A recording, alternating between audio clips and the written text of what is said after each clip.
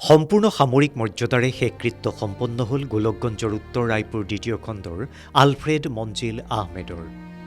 ভাৰতীয় সেনাৰ লক্ষ্ণৌত থকা 41 নম্বৰ নিউক্লিয়াৰ ছিগনেল ৰেজিমেণ্টৰ তথ্য প্ৰযুক্তি বিশেষজ্ঞ আছিল স্বৰ্গীয় আলফ্ৰেড মঞ্জিল আহমেদ। গোলকগঞ্জৰ উত্তৰ ৰায়পুৰ দ্বিতীয় খণ্ডৰ মকছেদালিৰ একমাত্ৰ পুত্ৰ আলফ্ৰেড মঞ্জিল আহমেদে 1985 চনত জন্মগ্ৰহণ কৰিছিল। অতি নম্ৰ ভদ্ৰ যুৱক আলফ্ৰেড মঞ্জিল আহমেদে কঠোৰ শাৰীৰিক পৰিশ্ৰম কৰাৰ পিছত ভাৰতীয় সেনাৰ টেকনিকেল বিভাগত চাকৰি লাভ কৰিছিল। দেশৰ বিভিন্ন প্ৰান্তত দেশৰ হকে নিজ কৰ্তব্য কৰাৰ পিছত শেহতীয়াকৈ লক্ষ্ণৌত বদলি হৈ আহিছিল। কিছুদিন ধৰি কিডনীৰ জটিল ৰোগত আক্ৰান্ত হৈ লক্ষ্ণৌৰ সেনাবাহিনীৰ চিকিৎসালয়ত চিকিৎসাধীন হৈ আছিল।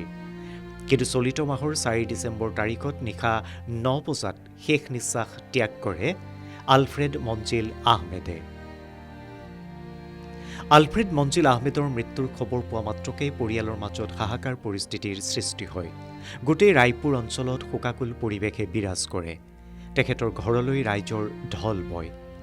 আলফ্ৰেড মঞ্জিল আহমেদৰ নশ্বৰ দেহ কালি নিশা সেনাবাহিনীৰ লোকে ঘৰলৈ লৈ অহাৰ পিছতে কান্দনৰ ৰোল উঠে। উপস্থিত সকলোৰে চকুলো বৈ আহে।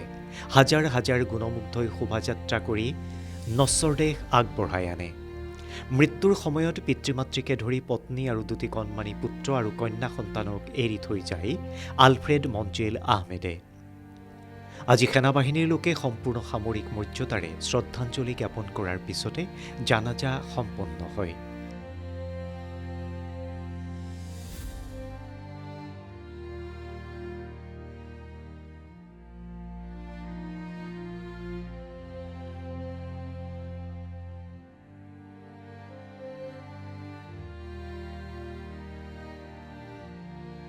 গোলকগঞ্জৰ পৰা Jahidul Islam, news desk report.